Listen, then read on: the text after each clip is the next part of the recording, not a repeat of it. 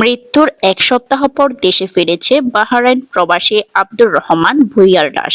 তিনি দুবাই আল আবির যুবদলের সাধারণ সম্পাদক ও রাউজান প্রবাসী ঐক্য পরিষদের দুবাই শাখার সিনিয়র সদস্য সচিব মোহাম্মদ শফিউল ফুরকান ভূঁইয়ার চাচা এবং রাউজান পৌরসভার ৪ নম্বর ওয়ার্ডের জানালেহাট এলাকার মরহুম হাজী রাজা মিয়ার ছেলে।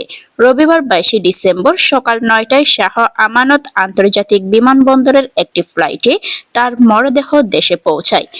এর আগে স্ট্রোকজনিত কারণে তাকে বাহরাইন মানামা হসপিটালে ভর্তি করা হলে গত ১৫ ডিসেম্বর চিকিৎসাধীন অবস্থায় তিনি মারা যান। বাহরাইনের মানামাস্থ কুয়েত মসজিদ গোট এভিআই প্রথম নামাজে জানাজা অনুষ্ঠিত হয়। রবিবার রাউজান পৌরসভার ৪ নম্বর ওয়ার্ডের জানালেহাটের দক্ষিণ পাশে বাইতুন্নুর জামে মসজিদের ময়দানে নামাজে জানাজা শেষে তাকে দাফন করা হয়। মৃত্যুকালে তার বয়স হয়েছিল ৫৫ বছর। তিনি এক ছেলে ও এক মেয়ে সহ অসংখ্য গুণগ্রাহী রেখে যান। তার মৃত্যুতে গভীর শোক প্রকাশ করেছেন রাউজানের সাবেক সংসদ সদস্য, বিএনপির কেন্দ্রীয় ভাইস চেয়ারম্যান আলহাজ গিয়াস উদ্দিন কাদের চৌধুরী।